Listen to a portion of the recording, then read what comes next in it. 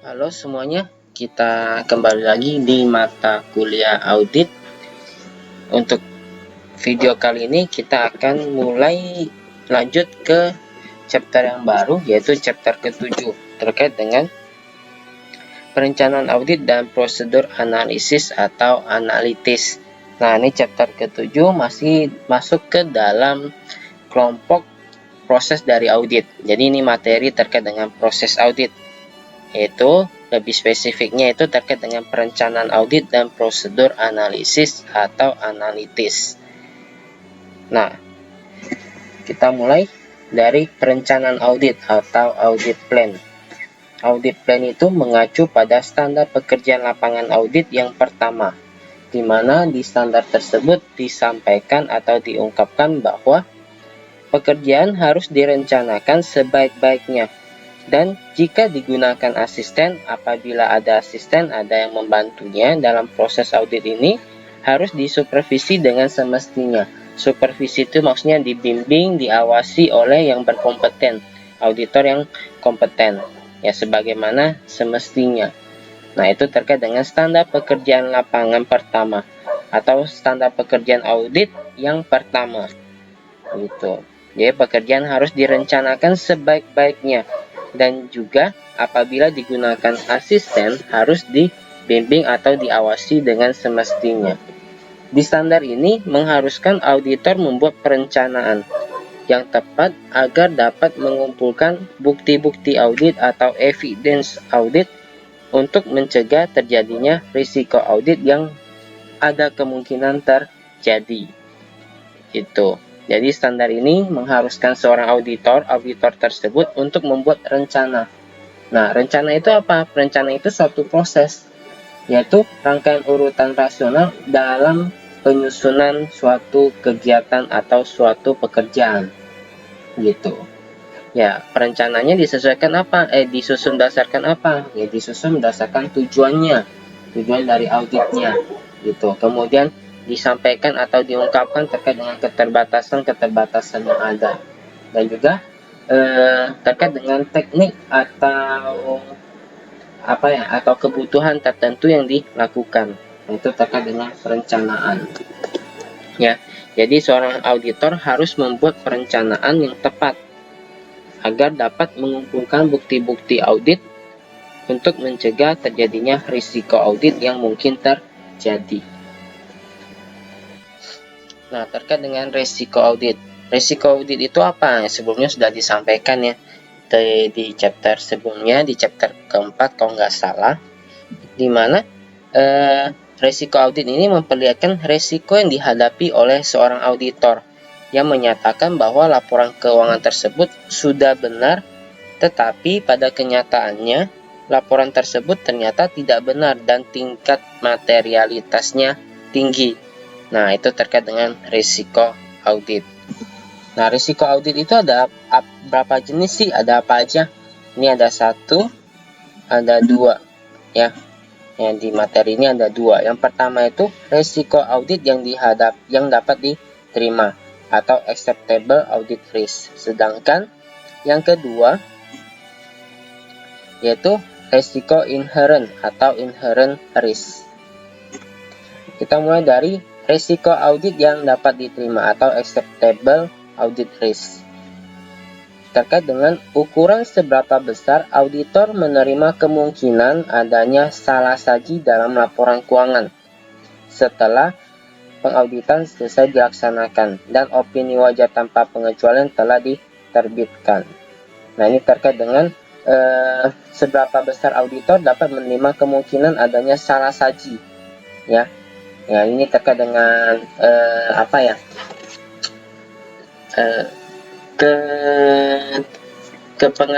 sepengetahuan auditor terkait dengan salah saji laporan keuangan yang dapat diterima setelah pengauditan telah diselesaikan dan opini telah disampaikan, yaitu terkait dengan opini wajar tanpa pengecualian. Gitu. Nah, ini terkait dengan risiko audit yang dapat diterima atau acceptable audit risk. Acceptable audit risk ini adalah atau risiko yang dapat diterima ini adalah ukuran seberapa besar atau seberapa bersedianya auditor menerima bahwa laporan keuangan mungkin mengandung salah saji yang material setelah audit selesai dan opini tanpa pengecualian telah dikeluarkan. Jadi ini ukuran seberapa bersedianya auditor menerima bahwa ada laporan keuangan yang mungkin mengandung salah saji material setelah proses audit selesai dan juga setelah dikeluarkan opini wajar tanpa pengecualian. Nah, ketika auditor memutuskan risiko audit yang lebih rendah yang dapat diterima, saya ulangi, ketika auditor memutuskan risiko audit yang lebih rendah dan dapat diterima, itu menandakan bahwa auditor ingin lebih yakin bahwa laporan keuangan tidak salah saji secara material, gitu. Jadi memutuskan risiko audit yang lebih rendah untuk dapat diterima, yang berarti bahwa auditor ingin lebih yakin, ya. Di sini auditor ingin lebih yakin bahwa laporan keuangan yang telah diterbitkan laporan audit independennya itu tidak ada salah saji yang material di situ. Kemudian jenis risiko audit yang kedua, ada yang kita sebut sebagai risiko inherent atau inherent risk. Ini terkait dengan ukuran penilaian auditor atas kemungkinan adanya salah saji yang material terkait dengan laporan keuangan sebelum mempertimbangkan efektivitas pengendalian internal. Jadi maksud dari risiko inherent adalah adanya kemungkinan salah saji yang material terkait dengan laporan keuangan yang diaudit, di mana asumsinya itu tidak ada atau tidak terdapat pengendalian internal yang memadai, yang efektif ataupun efisien gitu. Jadi adanya resiko yang muncul terkait dengan salah saji yang berhubungan dengan pertimbangan bahwa tanpa ada pengendalian internal dari klien yang memadai, yang efektif dan juga efisien. Nah, ini terkait dengan resiko inherent atau inherent risk. Oke, jenis risiko audit sudah, kita lanjut ke isi dari rencana audit atau perencanaan audit atau audit plan. Di sini memuat 3 hal utama, ya, yaitu pertama hal-hal mengenai klien. Nah, hal-hal mengenai klien yang terkait dengan nama entitas klien, kemudian ruang lingkup usaha klien, kemudian sistem pengendalian internalnya bagaimana, proses operasionalnya bagaimana, kemudian struktur organisasinya bagaimana. Pokoknya semua hal yang terkait dengan klien harus ada, harus dicantumkan atau harus disampaikan dalam isi dari audit plan itu. Nah, fungsinya untuk apa? Agar kita lebih mengenal si klien terkait dengan terkait dengan ruang lingkup usahanya, kemudian gaya operasionalnya, sistem pengendaliannya, SOP-nya, segala macam, ya. Jadi terkait dengan segala sesuatu informasi mengenai dari klien dari si auditor itu. Yang kedua itu terkait dengan hal-hal yang mempengaruhi klien.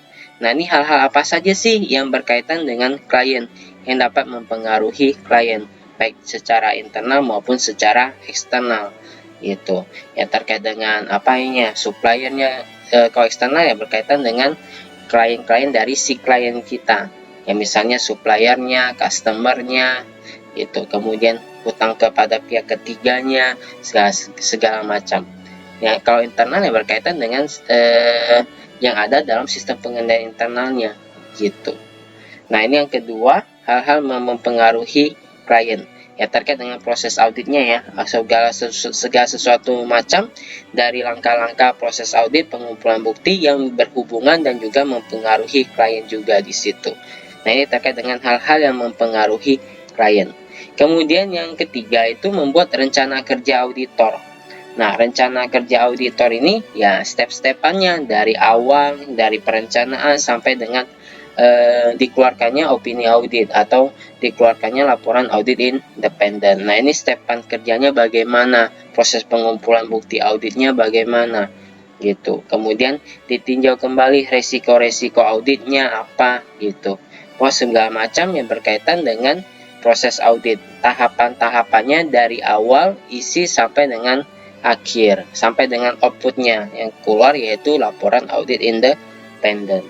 Nah, ini 3 komponen utama terkait dengan isi dari audit plan atau perencanaan audit.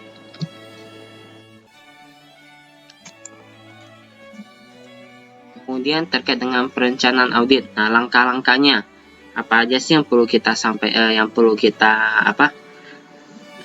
bikin dalam proses perencanaan audit?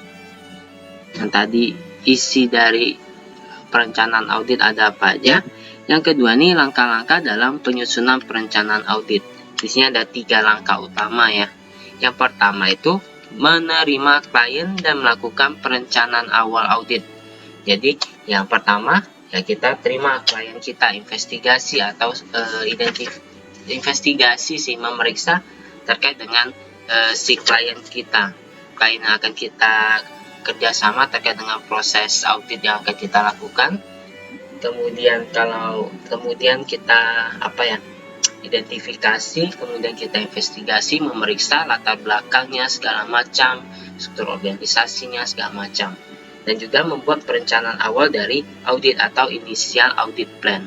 Di sini ada empat stepan ya, ada empat komponen yang perlu kita perhatikan. Yang pertama itu auditor menentukan apakah menerima atau menginvestigasi klien baru, new client investigation, atau melanjutkan memberikan jasa pada klien lama, continue clients. Jadi di sini untuk klien baru, auditor baru akan melakukan komunikasi dengan auditor sebelumnya.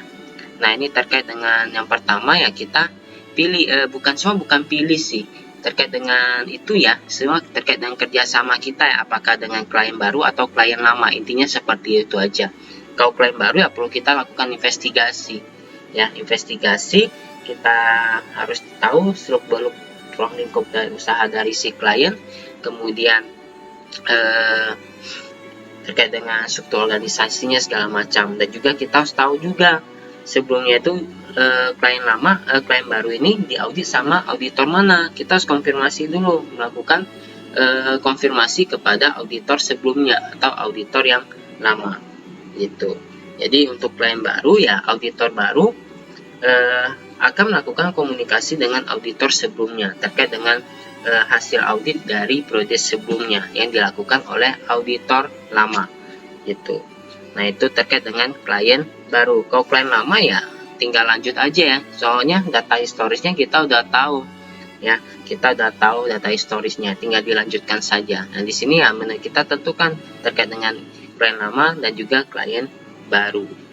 Kemudian yang B, auditor mengidentifikasi mengapa klien memerlukan atau menginginkan pengauditan.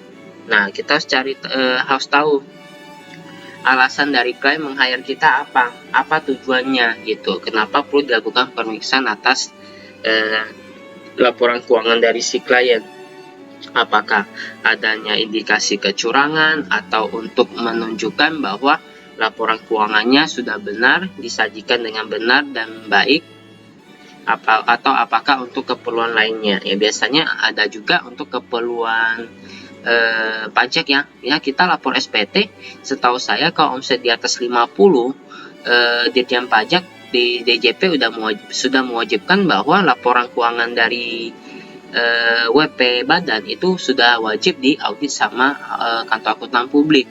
Nah, gitu. Ataupun bisa aja dari pihak lembaga yang meminjamkan dana kepada klien ya. Nah, dia meminjamkan dana yang lumayan besar ya, otomatis dia harus ada kredibilitasnya atas laporan keuangannya gitu. Jadi harus dapat terpercaya dan juga dapat dipercaya atas informasi yang ada dalam laporan keuangan. Maka dari itu misalnya bank lah ya yang meminjamkan dana, ya pihak bank tentunya meminta laporan keuangan dari si klien untuk diaudit terlebih dahulu oleh kantor akuntan publik. Apakah ada kecurangan atau apakah ada salah saja material atau tidak gitu, apakah laporan keuangannya itu bisa diandalkan atau tidak gitu. Nah, ini terkait dengan tujuan dilakukannya proses audit gitu. Jadi auditor mengidentifikasi mengapa klien memerlukan atau menginginkan pengauditan gitu. Yang tadi sudah saya sampaikan, bisa aja terkait dengan untuk memeriksa apakah ada salah saji atau adanya indikasi kecurangan, kemudian untuk keperluan dari proses dari suatu transaksi atau suatu kejadian atau suatu kegiatan. Ya, misalnya pelaporan SPT diwajibkan diaudit sama kantor akuntan publik untuk omset di atas 50. Kemudian klien mau pinjam uang, jadi si pihak banknya itu meminta untuk diaudit terlebih dahulu atas laporan keuangannya. Itu yang B. Kemudian yang C, ini untuk menghindari terjadinya kesalahpahaman ya antara auditor dengan klien ya biasanya ya. Maka auditor harus mendapatkan kesepahaman dengan klien mengenai kondisi kontrak kerja dalam bentuk surat penugasan. Jadi untuk menghindari adanya kesalahpahaman baik segi proses audit maupun secara fee ataupun hal-hal lainnya ya gitu. Nah, untuk meminimalisir adanya kesalahpahaman atau terjadinya kesalahpahaman, auditor itu harus melakukan kesepakatan kerja antara si auditor dan juga si klien itu, atau harus mendapatkan kesepahaman dengan klien mengenai kondisi dari kontrak kerja dalam bentuk apa ya, surat penugasan atau surat kerjasama, MOU segala macam, proses auditnya seperti apa, isinya apa, fee-nya bagaimana, segala macam harus dituangkan hitam di atas putih agar segala sesuatunya itu tidak terjadinya nanti di kemudian hari tidak terjadinya kesalahpahaman gitu antara dua pihak, yaitu si auditor dan juga si klien gitu. Kalau istilah di auditnya itu namanya engagement letter. Kemudian yang D, auditor mengembangkan keseluruhan strategi pengauditan. Jadi dikembangkan semua proses auditnya, stepannya itu bagaimana, prosedurnya gitu, langkah-langkah dari proses auditnya apa aja gitu. Termasuk penugasan audit dan juga spesialis-spesialis audit yang diperlukannya. Termasuk di situ tim audit yang turun siapa aja, backgroundnya bagaimana, ya juga terkait dengan supervisornya apa, supervisornya bagaimana, dan juga atau tim auditnya, ketua dari tim auditnya bagaimana, terkait dengan ya khususnya spesialis-spesialis audit yang diperlukan ya, berkaitan dengan tujuan audit dari klien dan juga isi dari auditnya itu sendiri gitu. Jadi ini langkah pertama yaitu dalam perencanaan audit, yaitu menerima klien dan melakukan perencanaan awal audit atau initial audit plan. Kemudian yang kedua, yaitu memperoleh informasi mengenai bisnis klien. Nah, tadi ini sudah saya sampaikan ya terkait dengan investigasi terkait dengan klien baru. Nah, itu sebenarnya baru dasar-dasarnya aja, baru kulit-kulitnya aja terkait dengan ruang lingkupnya segala macam. Kemudian struktur organisasi dan juga terkait dengan dasar informasi-informasi dasar atau informasi-informasi umum dari klien yang hendak kita kerjasama dengan klien, hendak terjadinya kerjasama antara auditor dan juga si klien. Jadi hanya informasi-informasi dasarnya saja gitu sebelum dilakukannya perjanjian kerjasama untuk melakukan proses audit gitu atas laporan keuangan dari klien tersebut. Yang kedua itu kita harus memperoleh informasi yang lebih banyak lagi mengenai bisnis dari si klien itu sendiri bagaimana. Nah, ini ada beberapa poin yang perlu kita perhatikan. Yang pertama itu memahami bisnis dan industri dari klien. Jadi auditor itu harus tahu dulu bagaimana bisnis klien dan juga terkait dengan industri dari bidang bisnis dari si klien itu sendiri. Gitu. Di sini ada faktor-faktor yang meningkatkan pemahaman atas bisnis dan industri klien. Ada apa aja? Yang pertama itu terkait dengan teknologi informasinya. Ya, teknologi informasi yang digunakan atau yang sedang berlangsung dalam perusahaan dalam kegiatan operasional atau operasi dari si klien itu sendiri. Kemudian kualitas dari SDM yang dimiliki oleh klien. Nah, itu ada siapa saja. Nah, ini terkait dengan struktur organisasi sih sebenarnya. Siapa saja jajarannya, jajaran pimpinannya, kemudian supervisornya, manajernya, supervisor, kemudian staff-staffnya terkait dengan kualitasnya. Nah, itu backgroundnya segala macam yang juga harus kita ketahui gitu. Kemudian yang kedua, operasi dan proses bisnis. Nah, ini terkait dengan kegiatan operasionalnya ya, terkait dengan kegiatan proses dari bisnis dari si klien itu sendiri. Auditor harus memahami faktor-faktor yang dapat menunjukkan bisnis klien dengan cara bagaimana kita dapat mengetahuinya faktor-faktor yang menunjukkan kegiatan operasional dari bisnis atau dari proses dari bisnis si klien itu sendiri. Auditor dapat mengetahuinya dengan cara yang pertama mengunjungi pabrik atau kantor dari si klien. Ya, namanya kita harus melakukan observasi langsung. Tanpa observasi ya kita cuma bisa menerka-nerka saja gitu. Ya, apa kita pikirkan ya belum tentu sesuai dengan kenyataannya, realisasinya. Ya, tentunya si auditor harus mengunjungi lokasinya, lokasi langsungnya dari proses operasi maupun proses bisnisnya. Contohnya apa? Ya, mengunjungi pabriknya dan juga kantornya. Kemudian yang berikutnya itu identifikasi pihak-pihak yang memiliki hubungan istimewa. Nah, ini ada special relationship ya namanya ya. Gitu. Jadi identifikasi pihak-pihak mana aja sih yang memiliki hubungan istimewa antara klien dan juga pihak-pihak tersebut. Gitu. Bagaimana terkait dengan hubungan kerjasamanya. Kemudian manajemen dan tata kelola perusahaan. Ini terkait dengan manajemen dan juga tata kelola dari si perusahaan, dari si klien itu sendiri. Gaya operasional manajemen akan berdampak pada resiko salah saji yang material dalam laporan keuangan. Nah, ini terkait dengan manajemen dan juga tata kelola perusahaannya. Ini yang paling riskan ya. Jadi gaya operasional dari manajemen atau gaya bisnis dari manajemen si klien tentunya akan berdampak pada resiko salah saji yang material dalam laporan keuangan. Nah, bagaimana pengoperasiannya, pencatatannya secara pembukuannya bagaimana, gaya dari si perusahaan itu sendiri. Nah, ini yang dapat mempengaruhi terjadinya resiko salah saji. Nah, kemudian terkait dengan ini, ya pemahaman mengenai manajemen dan tata kelola diperoleh dari apa aja? Terkait dengan manajemen dan tata kelola perusahaan, auditor dapat memperolehnya dari akte pendirian perusahaan, kemudian kode etik dari si entitas atau klien, kemudian terkait dengan notulen-notulen rapat, isi dari rapatnya apa aja, keputusannya apa, kebijakannya apa saja, kemudian struktur organisasinya, jajaran direksinya, manajernya, supervisornya, dan juga sampai dengan staffnya. Ya, terkait dengan flowchart dari arus operasinya juga bagaimana. Kemudian dewan direksi dan juga komite auditnya itu siapa saja, latar belakangnya bagaimana. Nah, ini yang mempengaruhi manajemen dan juga tata kelola perusahaan. Kemudian berikutnya itu terkait dengan tujuan dan strategi klien. Nah, tujuan dari strategi klien itu auditor juga harus tahu, harus memahaminya. Ini ada apa aja? Ada keandalan laporan keuangan, efektivitas dan efisiensi operasional perusahaan, dan kepatuhan dengan hukum dan peraturan. Nah, tujuan dari perusahaan yang didirikan oleh klien itu apa sebenarnya? Visi misinya, kemudian strategi untuk mencapai tujuannya bagaimana.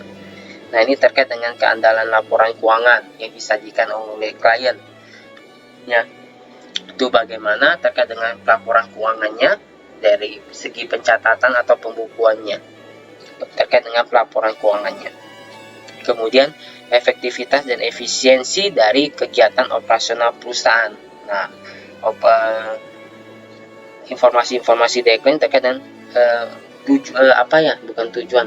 maksud dan usahanya dalam menciptakan efektivitas dan efisiensi dalam proses operasional perusahaan. Kemudian bagaimana si klien patuh terhadap hukum dan peraturan yang berlaku yang berkaitan dengan proses bisnisnya, legalitas dari bisnisnya itu sendiri. Dan yang terakhir itu terkait dengan pengukuran kinerja manajemen. Indikator kinerja penting yang digunakan oleh manajemen untuk mengukur setiap kemajuan dalam mencapai tujuan perusahaan. Nah, ini terkait dengan market share-nya, sudah pencapaiannya bagaimana, terkait dengan pangsa pasarnya dari si klien dalam industrinya, pangsa pasarnya bagaimana, capaian market share-nya juga bagaimana gitu. Kemudian pertumbuhan penjualannya atau sales growth-nya dari periode ke periode, dari tahun ke tahun ada perkembangan atau tidak. Nah, itu juga menjadi informasi penting bagi si auditor ya dalam proses auditnya gitu. Nah, ini 1 2 3 4 5 komponen atau 5 elemen atau 5 informasi yang diperlukan oleh auditor untuk lebih mengenal atau lebih menguasai ataupun lebih mengerti terkait dengan bisnis dari si klien. Yang pertama itu memahami bisnis dan industri klien, kemudian terkait dengan operasi dan proses bisnis dari si klien bagaimana, kemudian yang ketiga gaya manajemen dan tata kelola perusahaan seperti apa. Ya, dan yang keempat itu tujuan dan strategi dari klien bagaimana, tujuan, visi misi dari usahanya apa, dan juga strategi untuk mencapai hal-hal tersebut. Dan yang terakhir terkait dengan pengukuran kinerja dari manajemen yang berkaitan dengan penguasaan pangsa pasar dan juga pertumbuhan penjualan dari si klien itu sendiri bagaimana. Nah, itu informasi yang diperlukan dari klien oleh si auditor dalam proses audit. Nah, ini yang masuk ke dalam perencanaan auditor. Itu informasi ini juga perlu disajikan atau dituangkan dalam perencanaan audit ini. Kemudian yang ketiga menilai risiko bisnis klien. Jadi auditor itu memanfaatkan ilmu pengetahuan atau wawasan yang diperolehnya dari pemahaman strategis atas bisnis dan industri klien. Ya, jadi auditor menggunakan wawasan atau pengetahuan yang diperolehnya dari pemahaman atas strategi dari pemahaman strategis atas bisnis dan industri dari si klien. Gunanya apa? Untuk menilai resiko bisnis yang ada pada klien, yaitu resiko bahwa klien akan gagal dalam mencapai tujuan. Maksudnya ya berlandaskan pada pengetahuan auditor atas pemahaman strategis dari bisnis dan juga industri klien untuk menilai digunakan untuk menilai resiko bisnis dari si klien, yaitu resiko bahwa klien akan gagal dalam mencapai tujuannya. Jadi dianalisis ya berdasarkan informasi ataupun pengetahuan yang diperoleh oleh auditor, dianalisis atau dijabarkan atau disampaikan terkait dengan resiko-resiko bisnis yang akan terjadi pada si klien gitu. Yang dimana resiko itu akan menyebabkan si klien gagal dalam mencapai tujuannya. Nah, itu yang perlu di-concern atau lebih diperhatikan oleh si auditor terkait dengan proses audit nantinya. Nah, ini terkait dengan langkah-langkah dalam perencanaan audit. Jadi yang pertama, menyimak klien dan melakukan perencanaan awal audit. Yang kedua, memperoleh informasi mengenai bisnis klien. Dan yang ketiga, menilai resiko bisnis pada si klien. Nah, ini terkait dengan 3 langkah dasar atau langkah umum dalam perencanaan audit.